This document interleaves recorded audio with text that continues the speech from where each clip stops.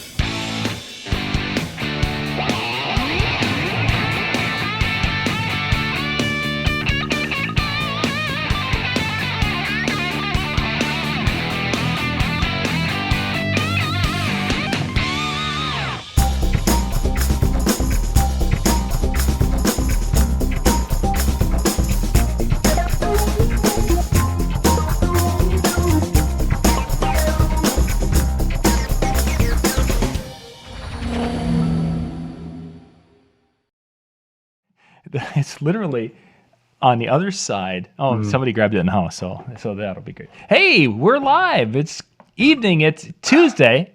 It's Hi. Brian Red and John Young. Good evening. Good evening. We're here, We are. and we're going to talk. We're going to talk shop tonight. We're going to talk entertaining tonight. We're going to talk things that will help and hopefully help you in your business tonight. Right, but what I want to talk about tonight, what I'd like to talk about tonight actually, is more application than equipment or whatever. I want to talk about performance and application to that. That is what we are going to hit on tonight. It's what I want to do. Yeah, it'll be awesome. It'll be fun. If you don't mind, I'd like to That'll do it. Awesome. So, for those of you watching out on Facebook, thank you for watching. I did not put the link in, so you guys are not able to. I'll put that into the post on Facebook, and I'll pin that on Facebook so you guys can bump up. Facebook's been really sketchy tonight. With the first show tonight, it did not. It was, you had to refresh like 17 different times. So the pinned comment, if you're watching on Facebook, is where the YouTube show is. YouTube, I think, was pretty strong for the first show tonight, even though we were from MSP with the cell phone. We are good to go. So it was 80 degrees in Milwaukee today. Beautiful. Well, it was 82 or 83. And I'm rewarding myself with Mexican Coke here, replenishing the fluids because I was working outside. So, yeah, we've been behaving ourselves with juice and coffee and things, but we're going to go ahead and have a little fun tonight with some soda. Hitting the hard stuff. That's the crazy life. Soda. That's the crazy life Brian Red lives. Yeah, this is about as crazy as it gets right here. This is the madness of me. Say it isn't so, man. You're hitting that hard stuff. So to kind of set the stage for tonight. Now, Brian, you did a video of, goodness, it was about a week ago, I think, somewhere in that ballpark. Mm-hmm. Kind of bring us up to speed on what was the background on the video, why you put that one together. Well, somebody had messaged me, if I remember correctly, how this all started. Someone asked me if they thought that a mixer was a good way to kick off the dance floor for the evening. And I suggested that, yeah, it could be. And there's no right or wrong on this. Please just take that right away. I don't want to preach here and tell you how you should do things. I'm just simply offering some suggestions on how you could do things. Mm-hmm. You could do a mixer. You could do that.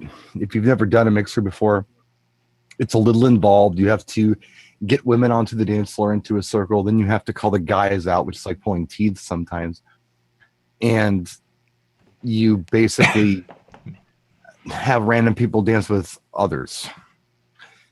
I used to do that a lot. Go ahead. And you're referring to, in that case, like a snowball dance? Is that what you're kind of describing for us? It's a little bit like a snowball dance. Mixer thing, I don't know if it's a Milwaukee thing, but basically what it is, you get all the women on the dance floor, have them get in a circle. Then you have all the guys come out and stand behind any woman at all. It doesn't matter who. And what we do is, and the bands did this. I don't know if it's a polka thing or what, but they'd play like a theme song kind of thing, like a walking song. Use like the Peter Gunn theme. Mm-hmm. Girls circle to the right, guys circle to the left. When the song stops, you stop and face your partner of the opposite sex, whoever that might be. And sometimes you do a slow song. Sometimes you do a polka. Sometimes you do a disco song. It doesn't matter what you do, but you keep getting them back in the circle, and you only play like a quarter of the song, I guess. Like intro, verse, chorus, cut back into the theme song, get back in your circles. It's a cool thing. And what I used to do a lot, this is how we used to do it.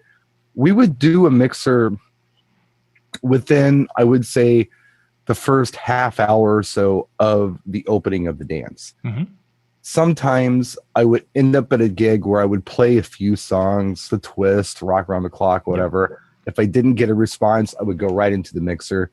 And what that did was introduced strangers to others. So let's say that you and Lori go to a wedding. You don't know anyone at all.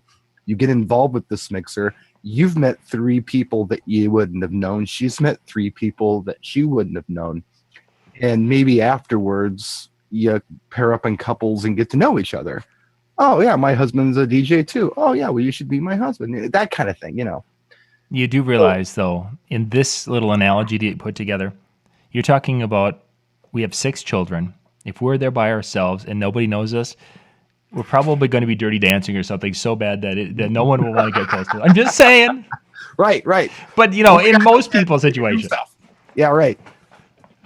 But that's kind of the whole thing. It's a cool thing to do. But I don't do that anymore. Mm-hmm. I stayed away from it for a couple of different reasons that I won't even get into. I'm doing something very different. Sure. And part of what I'm doing is a slow song immediately following whatever the last formality is I have to do. Typically, people want to do either their first dance.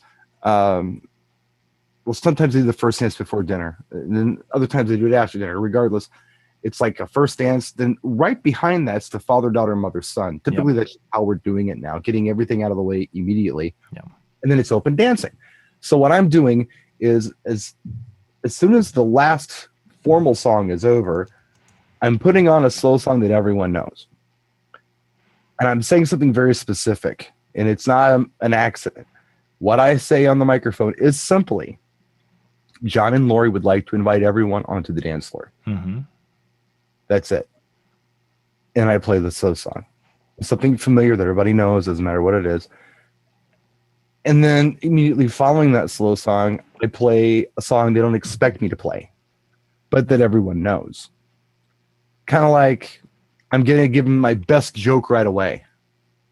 I'm not going to wait until later on to do my best joke. I'm Leonard Skinner, and I'm playing Freebird for the first song. This is what's happening. That's exactly what I'm doing.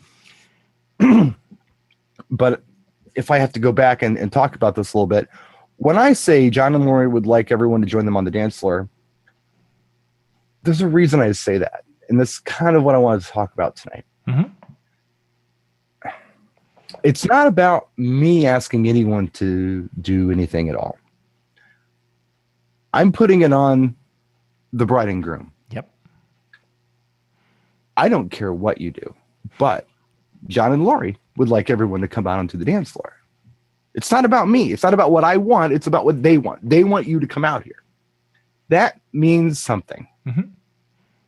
Because at this point of the evening, who am I? I'm the mobile wedding DJ that maybe some people know because I've spoke to him, but a lot of people don't. I have also not made it the me show where I've repeated my name 8 times and I've done the big ladies and gentlemen, welcome to. I haven't done that. Because it's not about me right now. It's about the client. Yep. And I've tried to put everything on the client.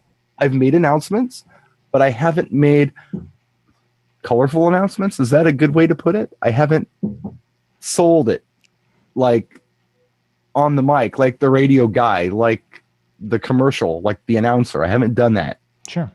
intentionally because it's not the me show. It's the John and Lori show. Mm-hmm. And I'm only saying things to draw attention to John and Lori. Yeah. This is something that I, believe it or not, I picked this up doing Latin dance. And I'll explain a little bit.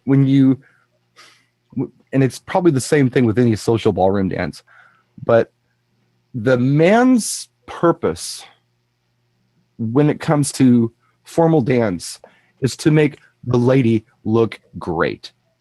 It's not about him showing off about his dancing ability. It's about him making her look fantastic. He leads her, but he leads her the right way. And I thought, wow, this is pretty cool. How about if I did that with my client? If I led my client properly, it wouldn't be about me showboating about how good of a dancer I am, although I can dance. Mm-hmm. But it is about making them look great, not about me anything. So that's why I do that, because they don't know me yet. I'm nobody. I am not in a position to command them yet. However, John and Lori invited them here. They all know John and Lori. They're in a position to command these folks. Oh, yes. That's why I put it on. There's psychology to this. Oh, there is. There's a lot of it. And I find this so interesting. I don't know how many people do this, but I don't see it often.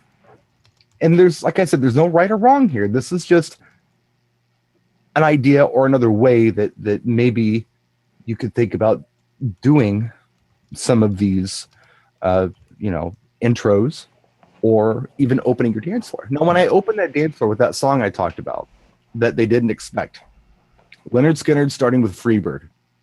Pharrell, he's got a concert going on. The first song Pharrell's going to play is Happy. Where's he going to go from there? Really? Mm-hmm. He's got nowhere to go. He's really putting himself out there. So I do that with my tracks. And it blows people away. They don't see it coming. Mm-hmm. They get excited. I've already got a full dance floor, because when I say John and Lori would like to invite everybody to come out, they come out. People do come out for that. Oh, for sure. It's a full dance floor. And then, wow, where did that come from? All the lights come on. I turn it up enough where they can feel it. And my dance floor is packed immediately. I tell my photographers early in the evening, they're, oh, well, we got to go home at 9:30. We're only contracted till 9:30. Say, don't worry. Be ready after the first slow song that I play for everybody. You'll have plenty of opportunities to get crowd shots. Trust me, just be ready to go. And like, yeah, whatever, dude. And then it happens like, wow, I got all my shots. Yes. Like, yeah, of course you did. I told you were going to get all your shots. There's your full dance floor. There's the stuff that you show your client when they're going through the pictures. And of course you want to keep it going and follow it up. And you're challenging yourself because you've started with such a strong song. You have to really challenge yourself as a music programmer to follow up with songs that are going to complement that first song. It really pushes you to be a better DJ by doing that. Yeah, it certainly does. And that's really the direction I've been following with my weddings. Also, it used to be that, that we'd treat that first 45 minutes as kind of a throwaway time. Right. And that you just don't do that anymore. And there's a variety of different reasons. In my situation, and I'm finding that I've got that 8 hour, and I've probably talked about it here before, is the 8 hour rule, that our mind is kind of set for an 8 hour workday. So from the time that ceremony starts, the clock starts ticking, and they get to about 7 to 8 hours in to the day. That's when we get a lot more of this. Oh yeah, look, we should be getting going. Which, if it's a 2 o'clock ceremony, that means 8 hour puts you at 10 o'clock. So we want to try to have things done and such by 10. So instead of saving the YMCA or whatever that killer song, instead of saving those things, let's go. Let's get that party cranked up right away and right now, and engage the kids. I like when you mentioned the asking the guests to come on out and that the couple would like to have them out on the dance floor. I do the same thing with my show, but I always think to myself that this is that Lutheran mother who is using that. She's kind of guilting them into it, that passive aggressiveness. Yes, my mom. Yeah, it's like I really don't care what you do, but the couple would like you to dance. But you can do whatever you want, and I'll still love you. But The Yeah, my couple. mother's Lutheran. That's hilarious. That is exactly what my mother would do. You know, they did spend $50 a plate to feed you tonight, but okay, you can just sit at the table. That's fine. It works though. It works. It works wonderfully, and many of the times I will come out of the specialty dances and I will make sure that the bride and groom stay close and together, and I'll have John would come on out and join your bride on the dance floor. Ladies and gentlemen, this is your time to join them on the floor because they would love to share this slow dance with you. Right. And they're like, "Oh well, we gotta go because it's there." Gotta go. Man. And then you have a dance floor of guests. And somebody had mentioned the taking pictures early. Many of you probably have seen DJs who at the end of the night like to take that picture of everyone where they're all sloppy and messy and such. And I have had a couple of instances where I've had the extended family there, and we've used that as the song is winding down, that I get the photographer up as high as they can be, and now everybody turn to the photographer and say, we love you, da, da, da, that kind of a thing. Right. It has given a decent photo op. The problem with that is that is tough to come out of. Because you can hit them with a great song after that, and you will have people skedaddle, whereas if you can go and blend out of that slow song into that. But that picture is a photographer's dream picture because they love that picture, and that's one that the bride will be like, "This is the photo that our DJ set up for us. Isn't this awesome?" So right, that's what they're gonna remember, the good stuff. Yeah, you're Right. kind of okay. I'm risking my dance floor, but I'm gonna get a photo that's gonna be incredible because now Grandma and Grandpa are still here. Aunt Fred and Aunt Betty and Uncle Fred are still there, and Mom and Dads are both there. Everyone's there in that picture. Whereas at the end of the night, maybe not so much. I did the gig log that I did for the last wedding that I did at that coffee shop. I got the video camera rolling when I did that thing, and I approach it a little different than a lot of people do. What I'm not doing is setting it up. What I'm doing is very spontaneous. They're dancing already. Here's the photographer. Let's do it right now. Yep. In fact, they were doing the Cupid shuffle or something. So I was waiting for them to turn to face me. Mm-hmm. And that's when I said it. And that's when they went nuts. And they were all lined up. And it's the still shot on, I think it might be the still shot on the video on YouTube or on Facebook. I don't remember which. It just ended up being that. Mm-hmm. But I didn't have to set it up. I just waited for the dance floor to be full. It's like, okay, it's already full. I'm not going to, it's right in the middle of the song. I'm not going to take your time. Just, hey, everybody wave to the photographer. Yeah, click, done. I didn't have to do anything. I didn't have to do any setup. It was already set up for me. So that worked well. That works well to do it in that way, if you can. Mm-hmm, mm-hmm. Whenever the dance floor's packed. And the photographer happens to be right there. Yeah. So, but one other thing I wanted to mention, I want to mention a lot of things actually, but one thing I did want to mention, how's that sound? One of the reasons, again, this is all psychology. Another one of the reasons that I've decided to go rather generic with anything that I do up until open dancing, as far as my announcements go and all that, mm-hmm. is because in the old days, I think that my crowd wanted an entertainer. They wanted somebody to go up and, put on clowns and do what we do. That's what they wanted. The clown wedding. Yes. Today, it's different because it's the everyone show. Everyone wants to be on the microphone. The best man in maid of honor is going to go on forever. They tell you that it's 2-3 minutes, and it's 15 sometimes. Oh, they're doing a full monologue up there. I remember when we met for the very first time, and we were in gymnastics, and then we went to college, and then that one time we went to that party, and it just.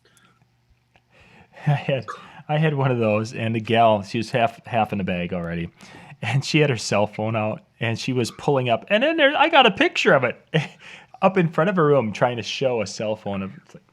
Right. It's like, oh my goodness. But yeah, this is that new generation that basically it's. I'm going to talk about my experiences. Like, my experiences are the most incredible things that have ever happened to anyone in the world. They're very confident. And exactly. So you're going to want to hear what I have to say because, well, I'm saying it. So Right. it has to be incredible.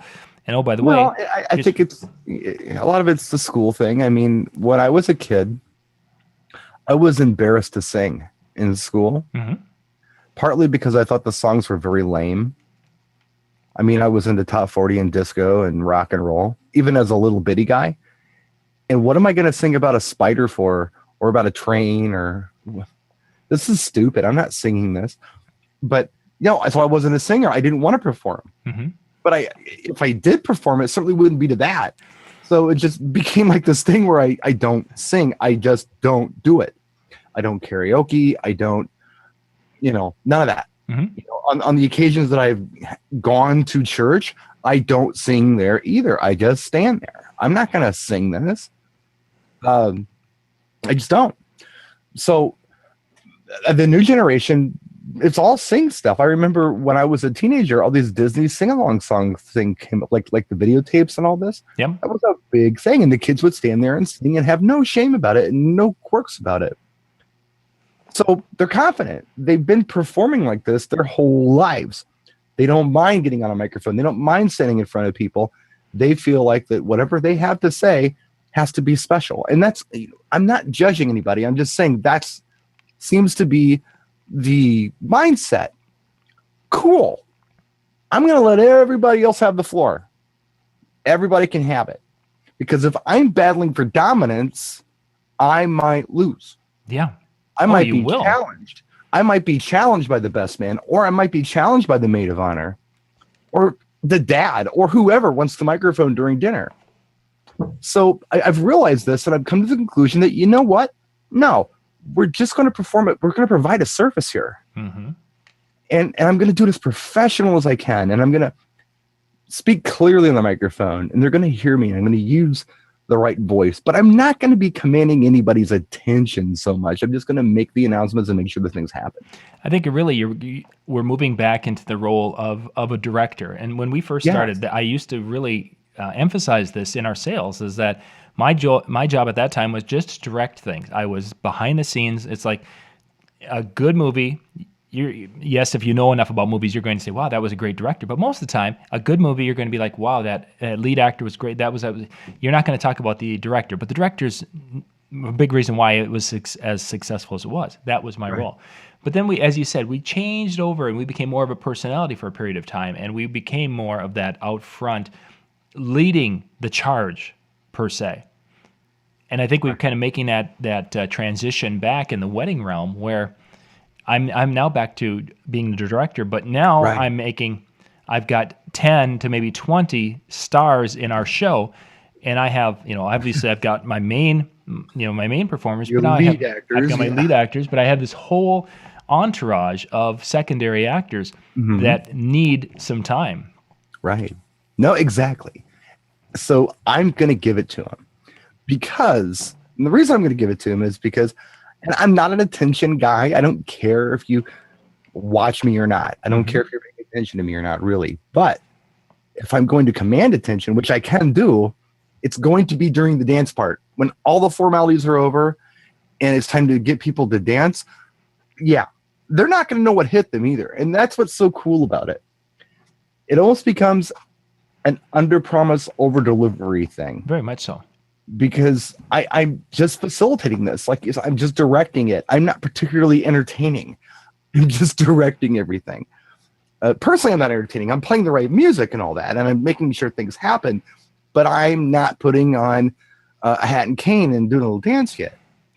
After the first song, I hit them with something else that's really hot before they can even ask for it. If I can give people things before they can request it, I've won. If I can read that crowd and know for a fact that they're going to want to hear, whatever, the new Pitbull song. This is going to be the hot track. I'm going to play it right, like in the first 15, 20 minutes before they can ask for it. If I can manage to do that, what I've done is I've earned their trust. I now have cred with them. So they're going to look at me and say, you know what? This guy gets us.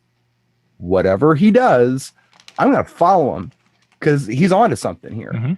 That's when I can start taking creative liberties with my sets and the things that I say, because immediately I will start making bolder announcements. And I don't do the showy announcements. I've talked about this before. My stuff is more taken any more from stand-up comedy than it is from, wrestling announcers. A lot of people do the wrestling announcers and they love it and that's what they like and that's cool as sports announcers. I'm doing a little different. But I'm definitely just jumping right into that. Like I had commanded them all along. It's my turn. Mm-hmm. And it's only my turn because it's my job to entertain you and make sure let me rephrase that. It's my job to make sure you're entertained. Yes, I was going to say, we've really become playing the role of the facilitator. Mm-hmm. Which, again, is a change from what we did 10 years ago. Right. Very much. Again, and I can't, to I guess, wrap it up or paraphrase the whole thing. It's don't make it the me show. Try not to make this the me show, especially early in the evening, because there are 20 other me's who want to have the floor. Oh, yes. Don't upstage anybody. Play it down. Do it right, play it down, and let everybody else shine for a minute. Once it's all over, it's your turn. Have some fun. And command and win their trust immediately with those hot tracks, whatever they are. Whatever you feel like the crowd's going to respond well to. And that's all up to your artistic interpretation. There's no right or wrong on this. You do whatever you feel like is the best thing to do for your audience. Brian, Audio Flow here mentioned a music agenda is a must. You will know what they want to hear.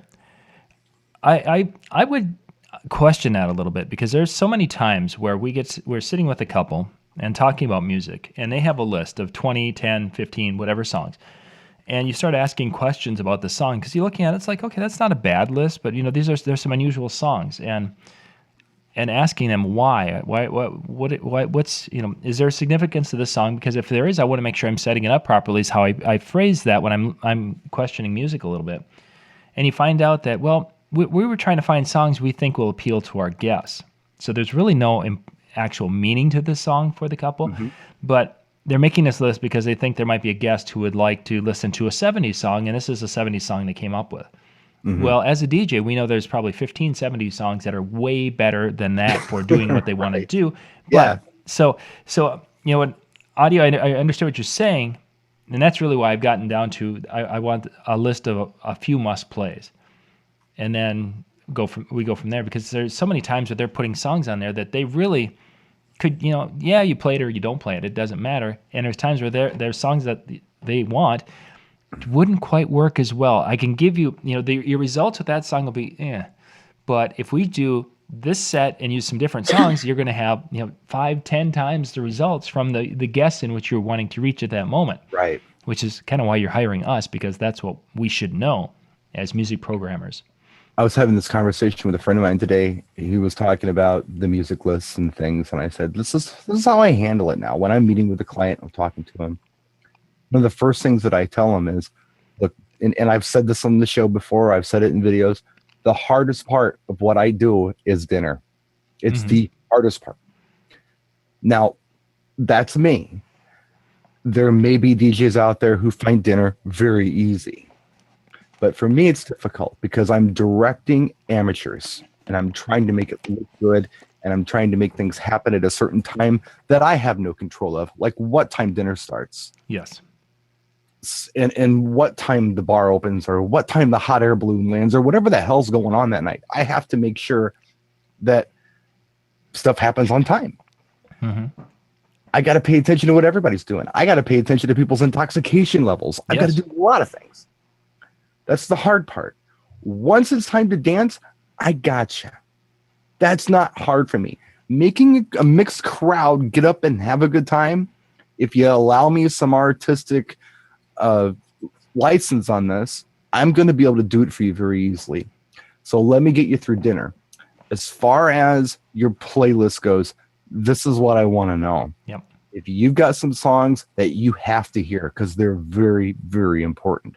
Alternately, if you have some songs that you don't want to hear because you were married before and this was your song for your first marriage, or this was the song you were listening to when your dog died or whatever. Let me know what those songs are. Those are the don't plays I want to know about. The ones that you really don't want me to play for a specific reason. Yep. As far as what you like, give me a sampling. You don't have to list every song. If you tell me you like Kesha, I can assume that you also like Katy Perry. Yep. And if you like LMFAO, I can assume you kind of like Pitbull too. I get that. You don't have to give me specific songs. Give me a cross section of 12 to 15 songs. Go 20 if you want. I don't care. Of the stuff that you like, and I'll fill in the blanks. And they usually, anymore, I don't know what's changed in the last year or two, but anymore they've been saying, hey, cool, I really like that. For a long time, they didn't like that. They wanted to treat me like an iPod. Now, I feel like they're giving me a little more faith and letting me do what I do. And I'm happier as a DJ. I feel more fulfilled, I guess. I don't feel like a whore, quite frankly, because I did for a while. I did. I felt like a whore. I was out there just, hey, what do you want me to do? Okay, I'll do that. It had nothing to do with what I did well or, what I felt like I could bring to the table. It had everything to do with this a la carte thing that they were asking for. And it didn't turn me on. Yeah. And I don't think that it was even a great product for the client. So it's just refreshing that now it's flipping, the script's being flipped again, where they're letting me do things and they're allowing me that artistic license for some reason. I don't know why, but they are. But yeah, this is all good stuff. There's always a reason we're playing a track. There's a reason I put every song on. I don't put a song on just, and then I'll be honest, like I'm going to lie. That's I'll be honest, is the dumbest thing anybody's ever said. I apologize. I'll be candid. How's that? That sounds better. I like that better too. Yeah, exactly. It's honest. I'll be candid. I have been taking some risks at my weddings lately. And I haven't done that for a very, very long time. But I'm confident enough where I feel like I can do that again, because I've taken people and I've won them over in that first set. And after I've got them, like I said earlier, I can kind of do what I want. So I can go ahead and take some artistic license and try some things that aren't particularly sure things. I'm not confident this is going to work. I don't know 100% that this is going to be great. I had one at my last gig. I've been dying to play this song. I'm not even kidding you. For over 30 years at an event. Because when I first started DJing, it was the song I think I might have played. It might have been the second or third song I ever played as a DJ. First song I ever played as a DJ was The Confessor by Joe Walsh. But shortly after that, I played another song. And it was just because of what I had in front of me. I played it at the wedding I did 2 weeks ago. And I was so nervous. Like I felt it in the pit of my stomach. Oh my God. Because I had him at a peak. And the next song was going to be the... So I set it up to be amazing. And if it sucked, it was really going to suck. You know what I mean? Wake Me Up Before You Go by George Michael. Or really? by Wham. Yeah. I hadn't played over 30 years. And I was freaking out because they had said, like, the requests, I asked for general things. We like Prince. We like Bowie. We like George Michael. So everybody who died, we like, So I did a lot of dead people stuff. I even did Freddie Mercury, did Crazy Little Thing Called Love. It did really well. And he's been dead for a long time, but still he's dead. Yeah, I did a lot of dead people stuff. And but no Michael Jackson. They actually, Michael Jackson we didn't do. But it was the they didn't want Michael Jackson at all, which is odd. Jackson 5, but not Michael Jackson. It really, that Wake Me Up Before You Go, I set it up right. And I think only because I set it up right, it went well. I couldn't have just played that for the first song. I couldn't have just thrown it in anywhere. I had to set it up. And even though I felt like I did everything I could do to set it up, I was so nervous putting that on. I was so nervous. And that's surprising because I think I probably play that even today 2 or 3 times a year at least. That's so cool. Yeah, I've never had anyone ask for it. It's a great tune. It's a great song. And if you watch the video, the way they're dancing in the video is priceless. Oh yeah. Because they changed up the entire way they dance for this song, which was so much fun. And these kids were born after that song came out, I'm sure. So this would be like me listening to, I don't know, some Temptation song or something. It's just before my time, but they took it. Just following the chat here, we've got some folks on Facebook. Thank you, Tyrone and Andrew. Andrew, I think, is coming to us. It's 3 a.m. wherever Andrew is. I don't remember where he said he was coming to us from. If it was thanks for joining us. Belfast. Oh, wow. Yep. Thank you guys for joining us on Facebook Live tonight. And, of course, we've got our crew on YouTube. Thank you guys for being with us this evening. We have Howie as always. We always have Howie. Howie is a rock star. He is and Robin. Yep, Robin and Howie and Robin. Brandon just bounced in. Robin is giving you a little guff there, Brandon. No big deal. She's just having a little fun. It's probably a little after the Ben Stowe episode tonight. She's probably still a little crazy from that. Yeah, I'm doing more, I guess, theory tonight. This is and again, I'm not trying to preach to anybody. I never want to do that. All I am doing is just throwing some stuff out there that is working well for me. And again, candid here, it's very difficult to always articulate this and explain what you're doing to people. So when I get epiphanies on this and think, hey, I got a great way to explain this, I want to share. Because it's hard. It's hard to tell people how you do things sometimes. You just do them. Oh, for sure. And the reason why, sometimes it's tough to put in words why I just did the announcement that way, or why I did the segue of these two songs, but instead of going a tight mix, I did a slow fade and then went into it. Why? Right. Well, sometimes it's just a feeling that we've developed over 10 years, 5 years. Exactly. Those last 2 weeks I've been DJing. Right. No, but it's very much a feeling. It's something that you just either feel or you don't. And when you throw those tracks up there, that you're not sure about. I do that a lot when I'm doing clubs or parties or who cares stuff. But when I've got a packed dance for a wedding, it's peak evening. I'm having a great time. Everybody's having a nice time. Wow. I really felt like I was taking a chance. And maybe that was just me overthinking it.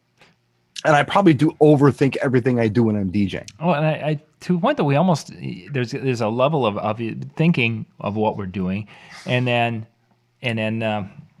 the playing on the gut feeling. And this is where that really was kind of pounded into me a little bit, is back when we were doing the bar show, but in the early 90s.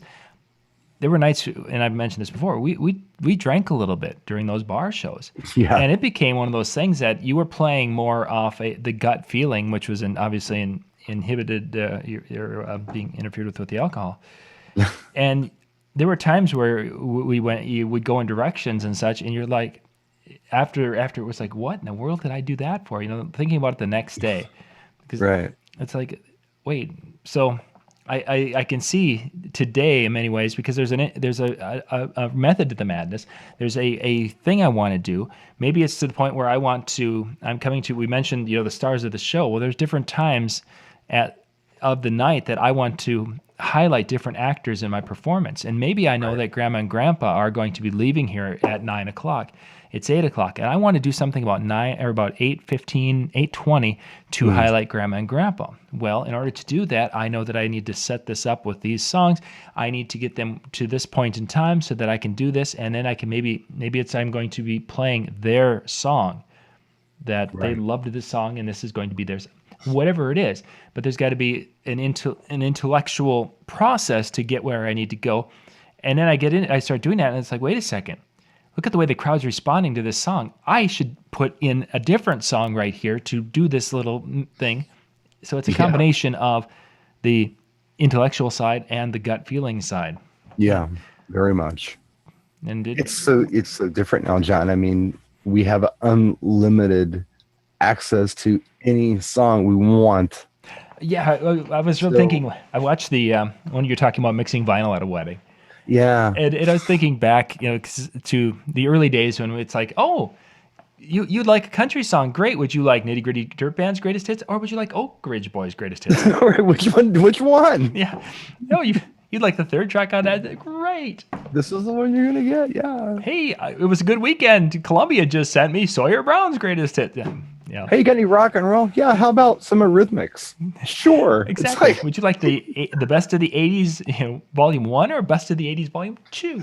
What I Lied to has some guitar in it. Let's do that one. It's danceable. What isn't Voices Carry? Doesn't that go over at every dance? I've got it on my CD. It must. What I Lied to You was surprisingly good. I did that in the same set that I did AC/DC. If you've never played that song by the Eurythmics, people know it, and it's a rocker. It's like a rocking Eurythmics tune. Try it sometime. What I've been doing. A lot of you have watched the shows where MJ has been walking us through mixing and doing some different things with Virtual DJ. And what I've been doing the last couple of weeks with proms, I've been doing more mixing on either a 16-beat stanza or a 32-beat, going into a song for either 16 or 32 beats and getting out of it. And that's something I really want to look at for this summer, taking a song that has a good hook on it, a good hook in the song, and only doing 32 beats of it. Get into it, 32 beats, out of it into something else. Mix. A quick mix. And I'm really looking forward to doing that at a couple of weddings this summer. My recommendation is don't worry about 32 beats. My recommendation is worrying about hot intro hook, verse, chorus, and get out. Yep, exactly. Don't worry about how many beats you're playing. And just make that happen however you can make that happen best. Yeah, precisely. And that's the idea. And the reason I mentioned specifically either 16 or 32 beat is when we were setting up the phrasing of music, of course, and we've talked about this in different shows, is that I don't want to have it so that the music is set up in a lot of pop music. It's set up so it works on 16 beat. I don't want to have it so that I'm into that I'm in second measure or third measure when I should be matching up the first measure of a set of 16 beats. And that makes, so I'm on beat, but yet it doesn't sound like a good mix because I'm not getting to the end of phrasing to start up the next phrasing properly. Some of the really good tools to do that with, if you're in promo only, look at some of these extended mixes. They'll do extended mixes on things that aren't particularly remixes. I really like those, and they'll give you some extra beats here and there. And if you have the ability to loop things, it's a great thing. Like if you can loop just a drum beat that's a hook, and then go into your intro with that drum beat, and then come out of it right away and go into that break, and then smack into the intro, verse, chorus, loop, beat if you have to. Do the same thing over again. I've done that a lot for like the hot mixes. Yeah, I definitely think that's going to be something because you're getting the crowds that have, even the adults now. We used to be that in our area, as an example, there was an oldie station, there was a country station, and there was a top 40 station, and that was it. Now there's 5 different versions of adult contemporary stations out here. There's different versions of country stations out here, and then you've got all the people who are not even listening to anything over air; they're listening to internet radio. Even my parents are moving towards listening to internet radio. So you've got all the people who are listening to all these different things, and some of those songs for a chorus, second verse chorus, that's actually a fun little part of the song, but the rest of it might suck to the point where I wouldn't want to play the whole thing. Well, now by doing these quick mixes, I'm able to incorporate a lot of different songs from a lot of different genres in the course of a night. And I'm really hoping utilizing that's going to help to keep a wider variety of people engaged at the event. Oh no! We lost Brian. I guess we just lost him. Oh, I didn't even notice. As I'm looking at the video, he's been frozen for a while. See, I didn't even pay attention. He was frozen right there. So we'll give him a couple of moments and see if it was something. There's some nasty storms that have been going through the upper Midwest for those of you who are outside of the area. Reggie's probably gotten to see a few of those roll through, but between Brian and our location, there were some massive storms headed through there, and there were some tornado touchdowns and ripping up some trailer parks and different things. So there has been some foul weather. So it could be something that's knocked out some electric on Brian's side there. So we'll give him a moment here to hopefully be able to pop back on and do that. So yeah, it's been kind of a cool thing with my proms. I had 2 proms the last couple of weekends, and I've talked about this on other show. Yeah, Howie, what'd you do with Brian? But I've talked about my proms over the years. It used to be like 5 years ago when we'd play a remix or something. Yeah, Brian, we just lost him. That we would have kids that were like, I want the radio version. And this particular last year, I did some mixing, and I was getting less of that. This particular year, I don't think I played a full song at either of my 2 proms that I just finished up the last weekend. It was getting in quick mixes in and out, and the kids were like all over that compared to in the past when we'd be doing a quick mix type of a thing, and the kids were like, I want the full version. So I think the musical tastes are changing, and at weddings they're probably not changing as quickly as the teenagers are, but it's going to be something that will be coming along down the road, not too terribly far. Are you back, Brian, fully? I think. Yeah. Sorry about that. No, all of a sudden, as I continued just talking and prattling away, and then I looked at the YouTube version, which was 30 seconds behind, and it's like, oh, he was frozen for a little while there. He's really still. Why is he really still? Yeah, it's like, wow, he's in really deep thought right now. I must be saying something really intellectually stimulating, and this is going to be all in. Yeah, saying no. John doesn't. John does sing a little bit, but not that much. Not that much. So yeah, it's going to be an interesting transition. With we've gone from the rock star DJ type of MC entertainer, and yet there are still some weddings where that person is looked for. Don't get me wrong. It's not people do it. Yeah. The guys Bill Herman, Jim Cerrone, and people at that level who are known for their MC ability are still going to attract that person. Sure. Now, I just what I'm feeling and seeing is I don't think that it's like that type of client. They've shrunk, not because of money at all. It's because I think that now we don't want the DJ to be the star of the show. Right. Or if we want the DJ to be the star of the show, I think we're going to see people who want to see like a Jason Janai, a guy who's up there mixing at such a high level and creating music on the fly, basically, that they can, they're like, yeah, we've got like a Vegas level DJ that's performing at our show. I mean, again, you go down to Vegas and you're up and down a strip and you're like, oh, there's another guy, all the big name DJs are finding their way into Vegas. You're not seeing as many Wayne Newton type performers in Vegas. You're seeing, big name guys. So that means we as DJs have to be getting ourselves prepared, learning how to entertain the next upcoming generations to our wedding events. Yeah, crowd's changing. And I've been fascinated by this whole retail bloodbath apocalypse thing that's going on. Mm-hmm. Dead malls, completely fascinating to me. Yep. Sears closing, all of those things. And I've heard a lot of people who I'm not familiar with. I mean, they're motivational speakers or people who write books about business strategies and things like that, talk about some of the mistakes that they feel like Sears has made. One where they thought that they knew what the customer wanted better than the customer did. And they gave the customers a lot of things that they weren't asking for. Mm-hmm. So, well, I can see that. They're financial services, and this is like, well, I buy my tools at Sears, but why would I buy my insurance there? I'm not sure that I do that. Yeah. And it's my brain, as damaged as it is taking these things in and flipping them into what I do. Yeah, I don't want to start doing things for my clients that they don't want. Yeah. They're not asking for it. What I want to do is exceed expectations on the level that they want me to play music for them. They want to dance. That's what they want. Mm-hmm.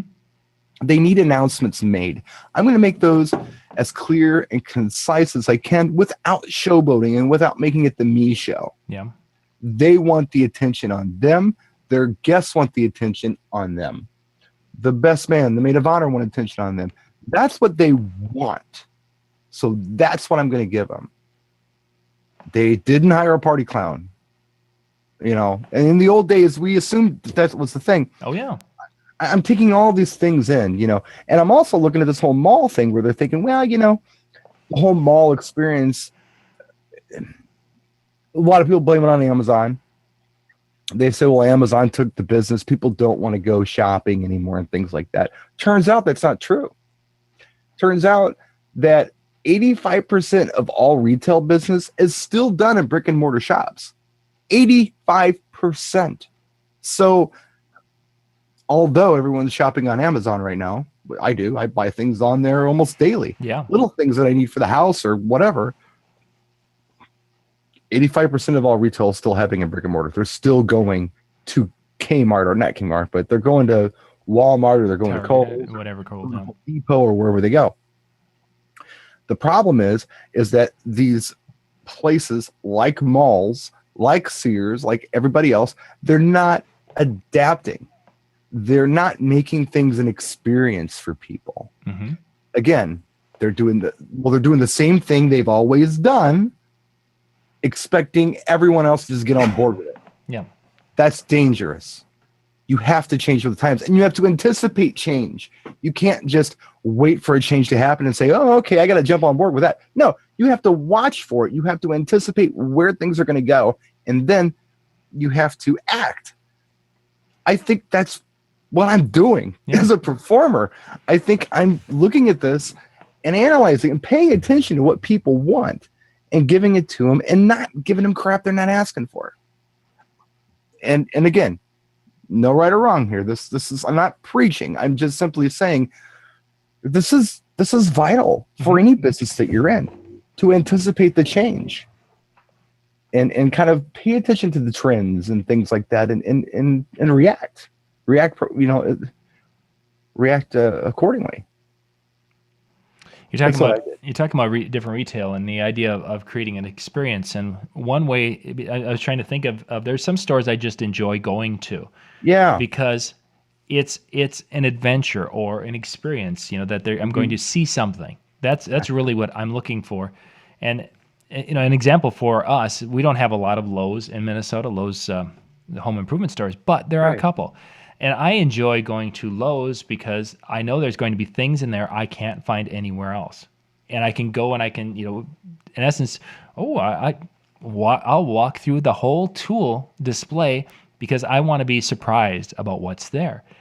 And I think that's something as an entertainer that sometimes we get off base and we don't think about that musically and with our performance and how we mix and present our music, we can surprise people. We can create something that's a different experience than what every other DJ has.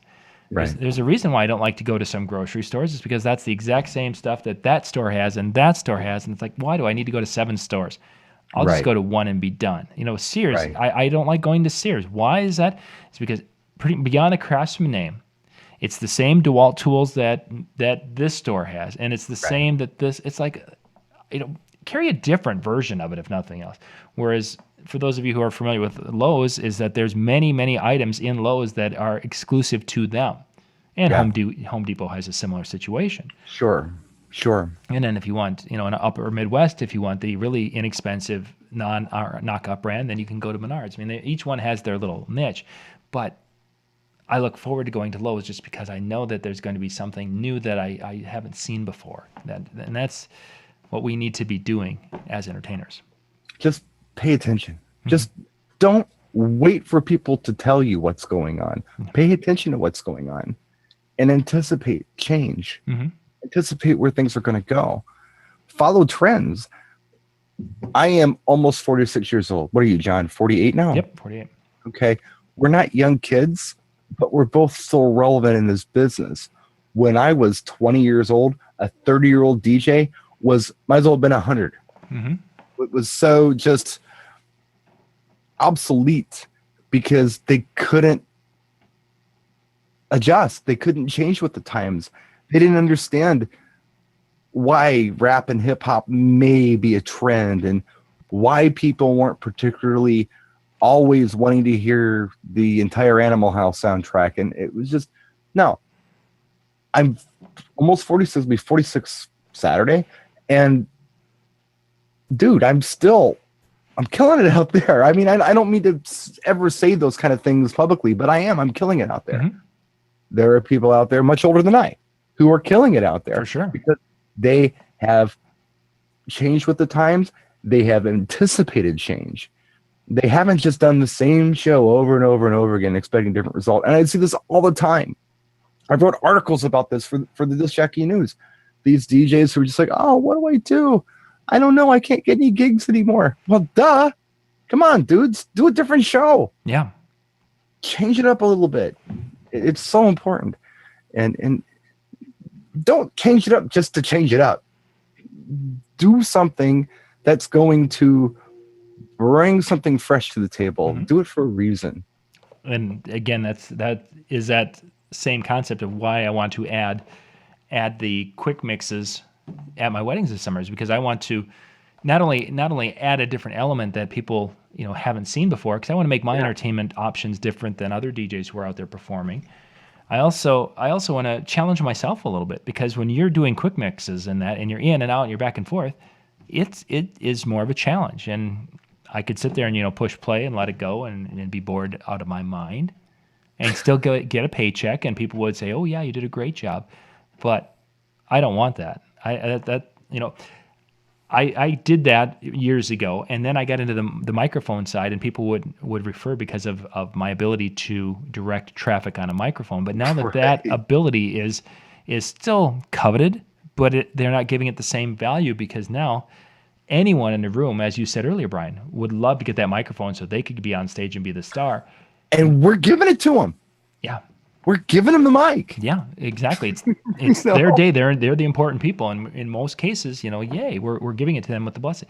So now I have to do something to differentiate myself once again, and that is going to require just mixing skills, playing, knowing when and how to drop in some of the newer tracks, which we always have done that, but to be able to drop in a quick mix with a newer track in there, so I can still have grandma and grandpa or aunts and uncles involved. And you do that because now they're listening to the adult contemporary station, so they know the refrain and the first verse of that song, so they can still be engaged with as I go into something else. Or maybe you want to just knock a whole genre out in 20 minutes. Yeah, exactly. And walk away from it. That was like the medley thing. Remember the medleys? Mm-hmm.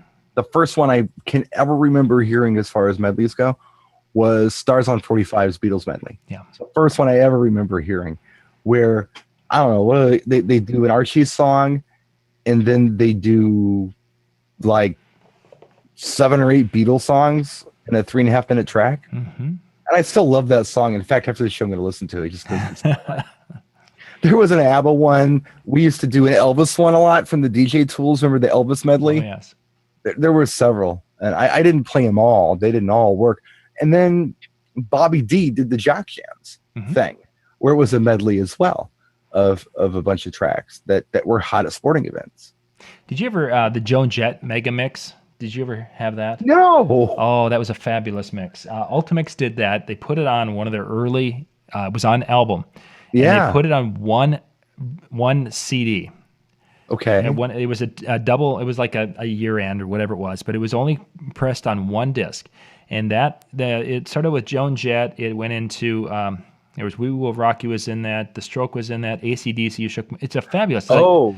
It's a fabulous version. And there are multiple versions out there that use the songs, but none of them were mixed as well as this particular track. So it wasn't just Joan Jett. No, it wasn't. I'm trying to figure out how many Joan Jett songs could people it was just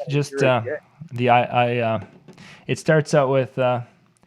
it's like the soft cell. Who are you? What do you want to do with your life? I want to rock, and then it went into Joan Jett right away. Gotcha. Fabulous mix and such. And at the time, we were the only ones who had it, because it was very tough to find. And even today, you won't find it unless you've. It didn't make any of the compilations or anything, but yeah. I'm gonna have to look it up. Sounds interesting. Yeah, But I'm sitting here trying to imagine 8 Joan Jett songs anyone's going to give a shit about yeah, at a wedding. Like, why are you playing this? exactly. Oh gosh, when that came out, it was like, again, a different time where music was Right. tough to get. So I when was you in- had yeah. something like that, and people are like, "Oh my God, that's awesome! Where did you get it?" It's like, "Oh, We're going to play the Joan Jett Megamix, and then we're going to play the Tommy Two-Tone Megamix. Because he had so many hits, too, that everyone wants to hear at a wedding. exactly." Yeah, let's put all. Yeah. Oh wait, It's going to be amazing. what other ones did Tommy do? It doesn't matter. We're gonna put them all. It'll be awesome. This doesn't matter. Doesn't matter. This guy was a roadie for Tommy Two-Tone. He did a song. We'll put that in there. Exactly. We'll do everything. Tommy Two-Tone. Who doesn't like Tommy And Two-Tone? then Tiny Tim will wrap it all up. Yeah, really. The Tiny Tim Mega Mix. It's just, I'm glad that you let me know that there was more than just Joan Jett in there, because I was really confused for a second.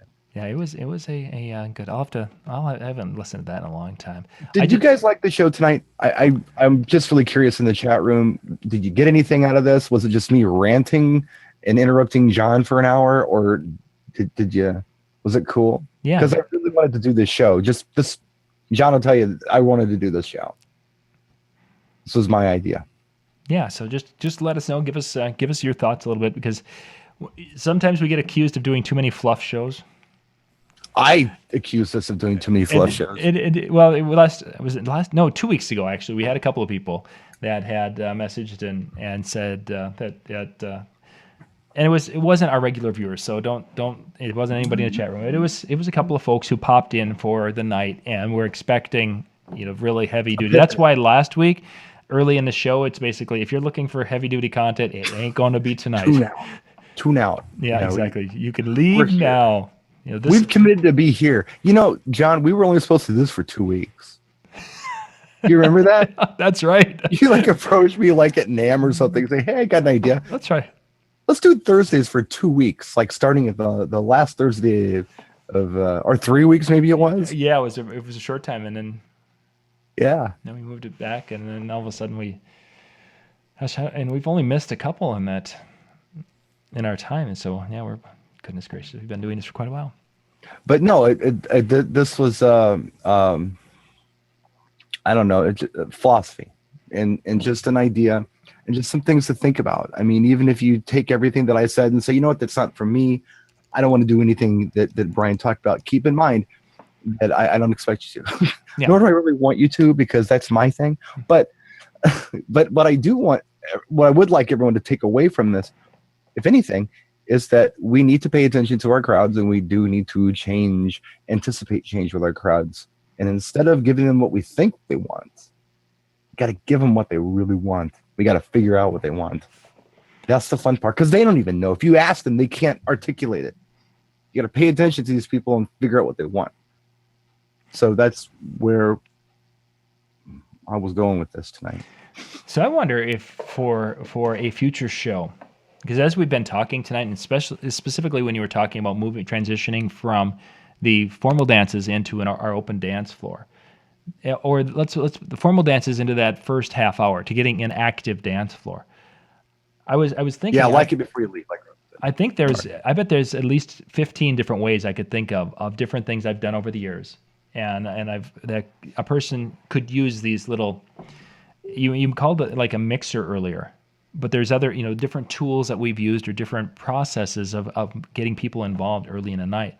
Mm-hmm. And I think we should put that as a future show where we could actually talk about and describe how the situation and how we would do some of the things. Because some people were asking about children, and children can be a great tool for getting a party kicked off, or they can be the kiss of death for the other part of your show. I mean, if you use them properly, they can be a great asset.